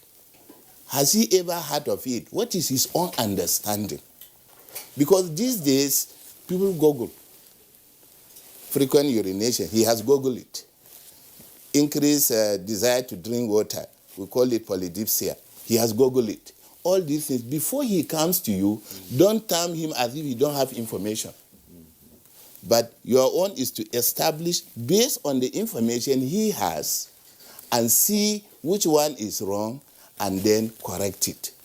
But if you assume he doesn't know anything, you begin to give him, you will miss it. Next. Okay. Sorry, there's a point you probably wanted to explain further. But tell us this. The management of diabetes doesn't look like a poor man's regime or a person who is financially handicapped. The test strips that Pastor Architect Agada was talking about, those test strips are expensive. So how can an individual engage in self-care or just self-management to say, look, on a daily basis or on a weekly basis or every 3 days, or if I feel woozy, I'm going to take my own test? How the person living in a rural area or a person who doesn't have access for regular or frequent consulting at the hospital? Yes, you see, that is why where the patient stays is vital. What the patient does to earn a living is vital. So when you are giving counseling or information to this patient, all those have to be considered. You know, in those days, they would say diabetes is a disease of the rich. That was the impression before. The general, the poor man feel is not his own. But today, we are all agreed that the rate is so high. So when you have known the economic status of this patient, you now compare to him. If you are to take this, buy this, take this one, this is the cost. But if you are to comply with your dietary regimen, which is, so at the end, he will see the one that he can easily comply. You know, he can easily comply. And let me tell you, it will reach a point where the patient himself, without doing the test, he will know that my blood sugar is high. He will know it. Yeah, that's what Pastor was saying. He will know it. Understand your body signs. Yes, and you have already now told him, by the time you observe this, you start having this, then you now know that your sugar is high, and this is what you are to do. By the time you observe this, maybe sweating, and you know that your sugar is low. This is what you do. And in case you are traveling, this is what you should always carry along with you. So you discover that to some extent, he or she is able to manage within his economic capability and is able to avoid some of these tests frequently. Many of them don't even have. Then you do advocacy. You do advocacy to the rich on their behalf. This man is in your hospital, is in your community. He has diabetes type 2. Maybe he has to be on insulin injection, for instance, daily, and he can't afford. You do advocacy for others to help. Because in our community system, we help. People go to farm together. So this is the time to also help. So because if he must have it, then you as a nurse must find a way of raising support to that client. Yeah, and I try to help will also mean busting some of those myths.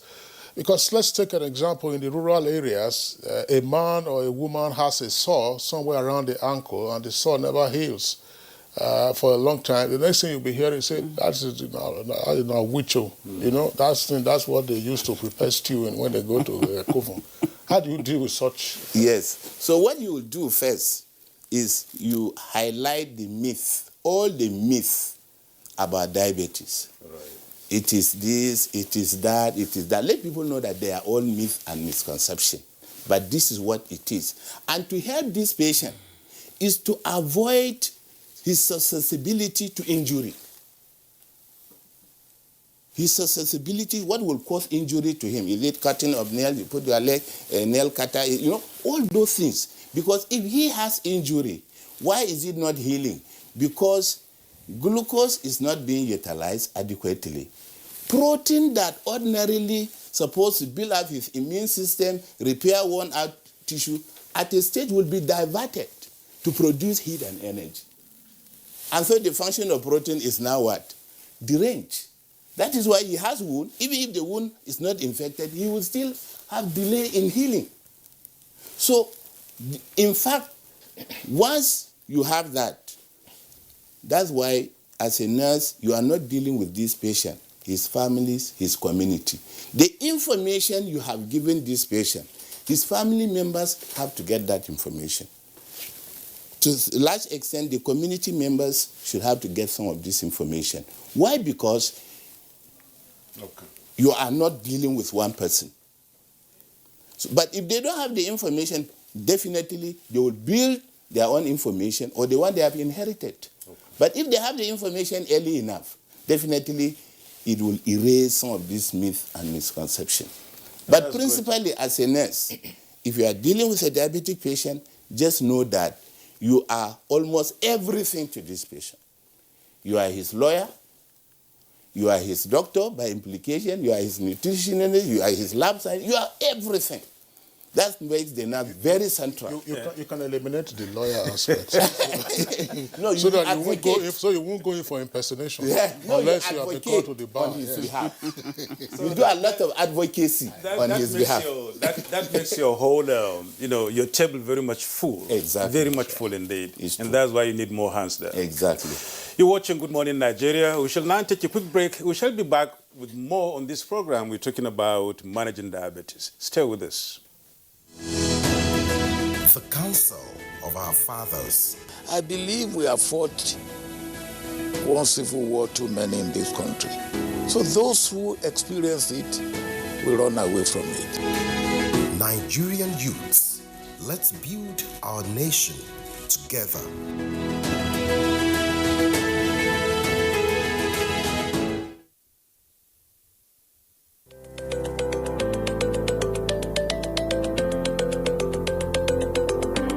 My name is Nando Jamda Muhammad Stevita Hussein Musa Roduna Joel Finji Said Musa John. I'm a carpenter. I've been doing this for more than 8 years now. Ina sai da plantain na kai kimamin shekara uku. I've been selling my tomatoes for about 10 years now, and I do it for a better Nigeria. Ina wannan sana'ar lemu ne domin Najeriya ta ci gaba. Ina sa domin Najeriya ta kyau. And you can see we're doing our small little work to make Nigeria great. As you can see, I'm a technician and I'm doing it to help myself and to help my generation. Ina zaune ne a Plateau na business. Kuma ina yin wannan domin ci gaban ƙasar Najeriya. For a better Nigeria. This message is from the National Orientation Agency.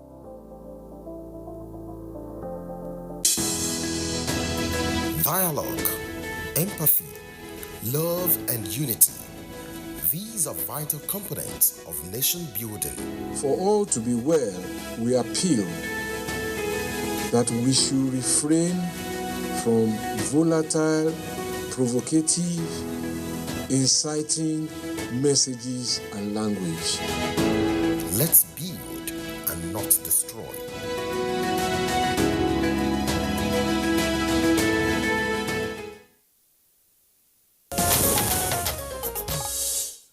All right, well, welcome back, and it's still Good Morning Nigeria, and we are live on NTA's network service. Let's bring in again Dr. Ogugwa Osiogbo into the conversation. Dr. Osiogbo, well, architect Peter Agada here was telling us some of the experiences he had that then, of course, led him to seek professional advice, frequent urination, more intake of water, and all that. How do you balance this with at least two popular pieces of advice that we get to hear these days? That one, to prevent kidney stones, you have to take adequate amounts of water. And then you are told also avoid taking water too late in the night, otherwise you'll be getting up frequently to urinate. But sometimes not everybody can adhere to the prescription of not taking water too late in the night. So how, if a person takes an adequate amount of water, I think it's about 3 liters per day minimum, if you take water, of course, you'll be going to urinate. So how then do you distinguish that from an individual who probably already has the onset of diabetes type 2? Thank you. So what it is even that individual who's always taking 2 or 3 liters of fluid would have a certain pattern for their for passing urine, and that pattern would change. So if you would usually only wake up twice during the night, and you now start waking up 4 or more times during the night, that's a change in that pattern. And that should alert the individual to think something else might be going on.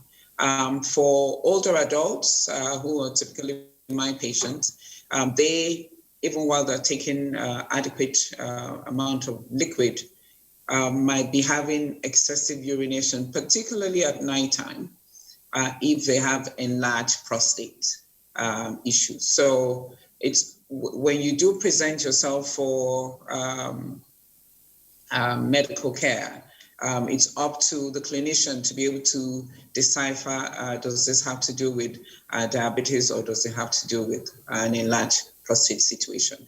And sometimes so it could actually just be that you have an infection in the bladder that is irritating the bladder, and you find yourself going to the toilet more frequently than usual. So really, when one has such symptoms, we should be able to decipher, is it really from the high blood sugar? Is it from a prostate enlargement? Is it from an infection in the urine? And the different tests that you can do to be able to differentiate all of that. Well, Dr. Ogugwa, looking at this last statement you made, prostate and diabetes, there is a correlation there. Can you shed more light? Because some prostate patients may feel guilty of this, same as the diabetic patients too. Now, throw more light on this urination thing and the correlation between these two briefly. Right, so diabetes is a lifestyle-related disease.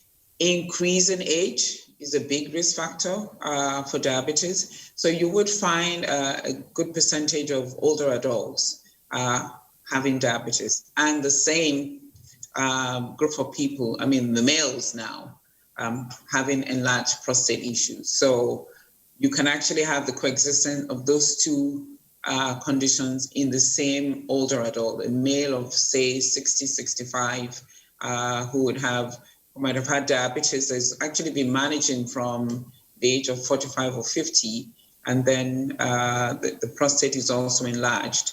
So there would be certain differences. For the prostatic enlargement, they tend to have incomplete emptying.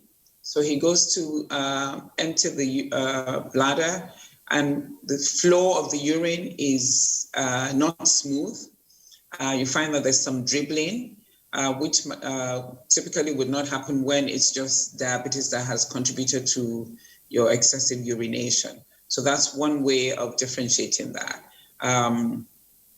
And the other thing that I mentioned was for those with prostate, you actually might find much more nighttime awakenings because of the enlarged prostate not being able to contain adequate urine in the bladder before the urge to go and pass urine.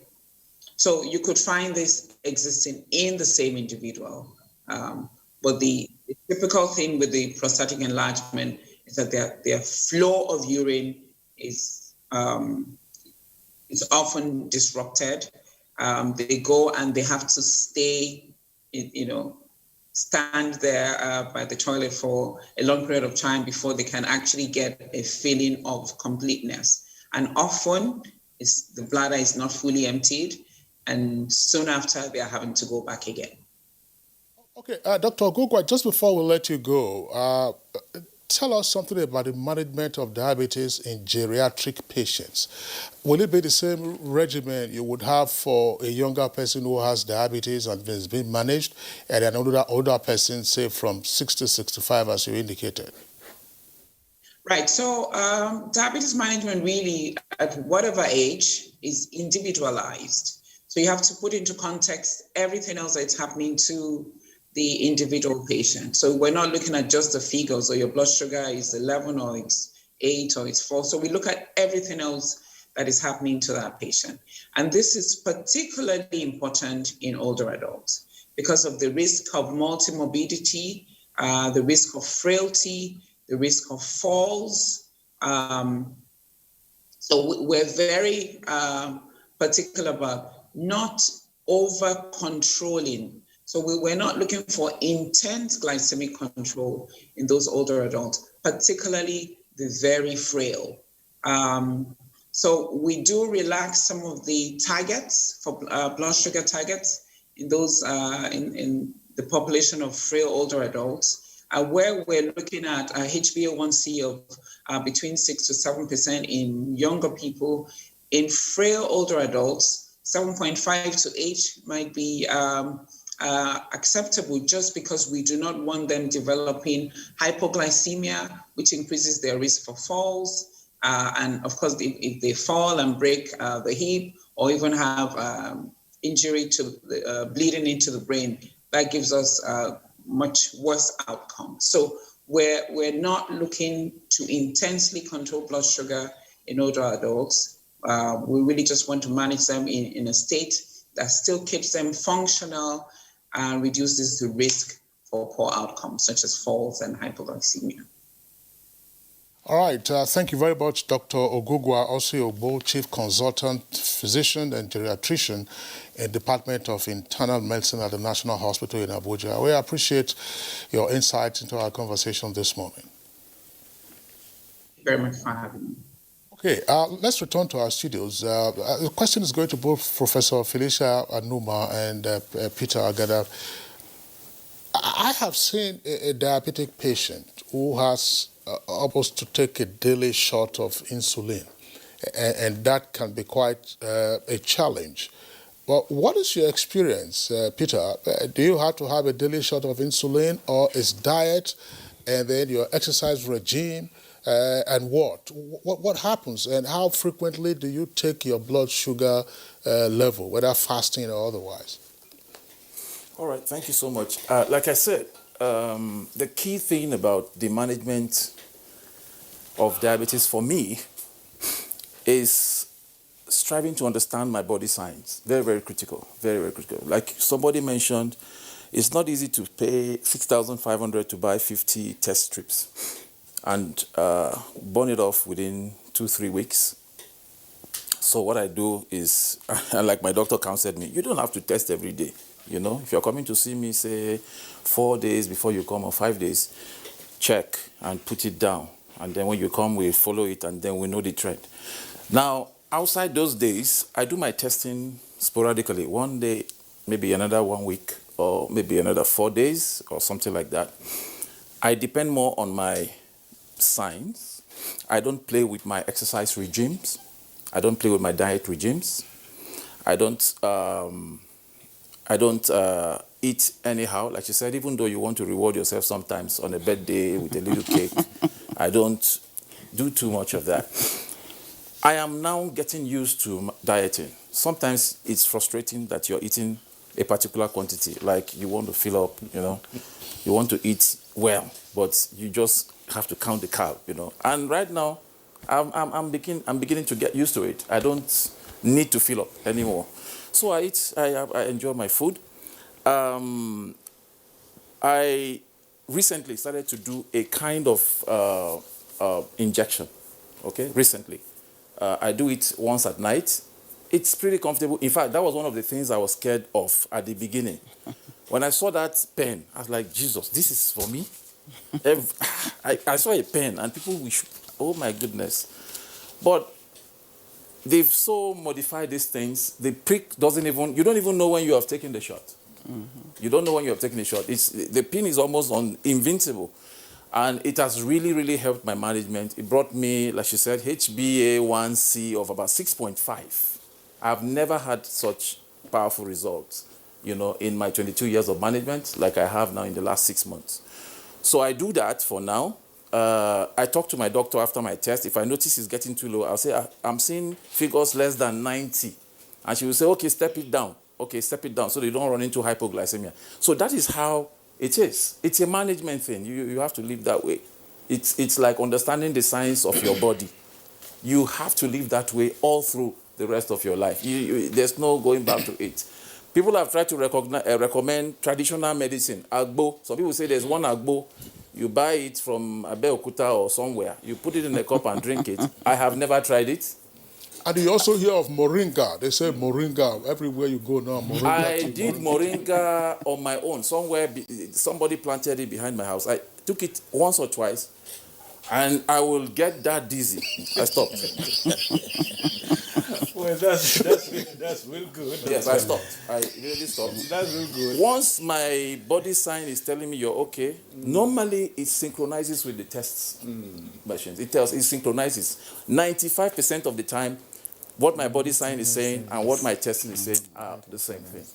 So I stay with my test, I stay with my medication, I stay with my exercises, and I stay with my diet. Even when I'm off station, you know, and I can't have access sometimes to some of this. Like when I went to the US, I worked basically with my body signs, and I was fine throughout. Oh, that's great, Architect Peter. Oh, that's a good one. Don't get too much dizzy anyway.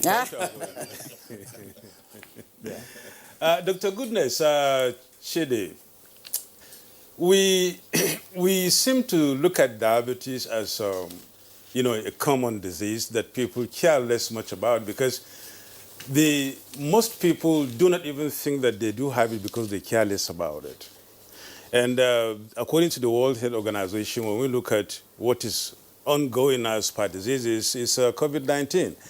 And according to the World Health Organization, 1 out of every 5 COVID deaths, right, in Africa is linked to diabetes. And of course, about 18.3% of COVID deaths in Africa are people with that diabetes. Now, there seems to be a disruption, therefore, you know, on managing and treating diabetes from COVID-19. What advice would you give, especially to those managing diabetes in these COVID days? Okay, the truth is that the COVID-19 also is leaving us with a problem at hand because COVID-19 increased the sedentary lifestyle of people. You know, activities are reduced, virtual meetings, a lot of people are being conservative with movement and physical activities. And this is a society where already some people are normally, their normal jobs keep them sedentary. And now the COVID also made it more sedentary. Well, in situations like this, it's important to keep emphasizing diets. I think from experience and from what we have done so far, there has to be a stepping up of consumption of fruits and vegetables because increasing caloric intake in sedentary lifestyle is a problem already, not to talk of when the person is sick. So in management of people with COVID-19 or even normal people in this particular period, a lot of awareness has to be created. You have to actually create time to exercise. Even if it is indoors, you must ensure that the 150 minutes per week, the 30 minutes per day, even if it means breaking it into 10 minutes, ensure that you don't keep yourself at a spot. Improve your physical activities and then improve on your diet, especially the consumption of fruits and vegetables, because this is going to actually boost your immune system and help you in fighting some of the symptoms that may come along with COVID and other diseases or conditions that may come with them. So that is just the advice, because honestly, the major problem we have in our society today is the level of processing our foods undergo. And that is where the awareness for this diabetes should actually, intensify. Because nutrition transition has occurred so much that people eat something, they don't even know the basics. They don't even know what the food they are eating is made from. And that has become, all the extrusions, all the explosions that go on in the food industry has a kind of removed, made the foods more refined, like our prof said, and it shoots up the uptake of glucose in the blood system. And I was just wondering, Dr. Goodnight, you'll be talking about fruits and fruits. Previously on Good Morning Nigeria, we had discussed this, and there was a nutritionist who advised about fruit intake. Some would say, take your fruits before a meal. Others would say, take your fruits after a meal. And some persons would tell you that they are hooked on what they call smoothies, which is a cocktail of fruits. What's your thought on this? Well, as a professional, we grew up with, or we were taught, the desserts, the appetizers, they are good. But when you look at your environment, for me, I take my fruits anytime I want to. And my clients have thrived very well on that. Regimentation of these diets make people tired of following them. And because we want to help them out, you have to also make it in a way that is exciting. Be practical about it.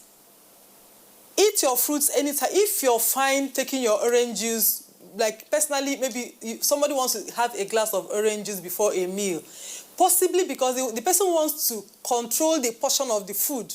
You eat your orange before, your meal. Or you want to, after having your meal, you eat your orange. It's fine. If it's okay for you, it's good. Okay, Dr. Goodness, just one point. I want to know, as you said, individual experiences matter. Professor Anuma, we're getting pressed for time now. Balance, we are told, is the stuff of life. So when there's high blood sugar level, persistently, that's diabetes. What happens when there's low blood sugar level? And I've also heard it said, and I've had this personal experience occasionally. Sometimes you feel a bit weak or so, and you just take a sip of one of these fizzy or sugary drinks, just a sip of it, and then after a while you stabilize. So what to do in those circumstances when there is a dip in your blood sugar level? If it is persistent, what does it mean? And what role do some of these fizzy drinks, just a sip of it, not a bottle anyway? Okay. And briefly, maybe some 30 seconds or any short of time. Really. Okay, yeah. So low blood sugar can occur commonly in people who have diabetes, particularly if they've taken drugs and they have not eaten adequately, to take care of the level of the amount of medication they've taken. So they can have low blood sugars. And what we tell them when we educate them is that they have to have something in their bag. These days, everybody goes around, both males and females, with a bag. So they have to have something. They're either glucose tablets, we have glucose tablets, or few cubes of sugar, or some sweets, not tom-tom, in their bag, so that once they have that feeling, particularly when the brain is complaining, blood sugar is low, the feeling of dizziness, not losing interest in what you are doing and so on, then you know that something is happening, you take that. But okay. I please want to mention something before we close. Now, the issue of diabetes treatment is very expensive. So what we want to encourage is the National Health Insurance Scheme has to go to work.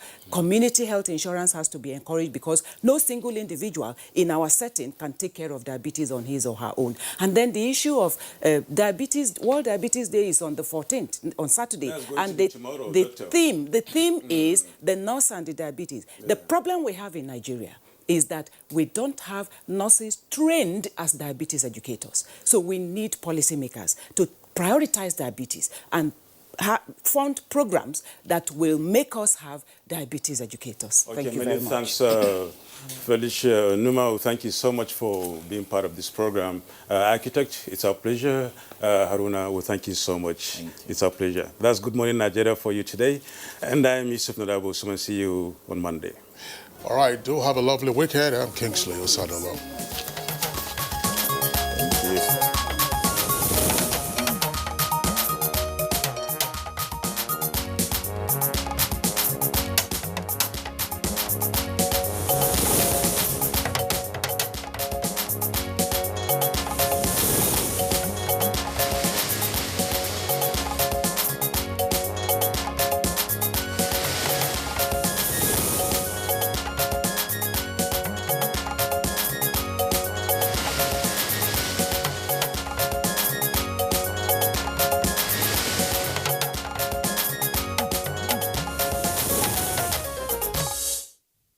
So this would work? It has to. I can't miss this guy's lecture.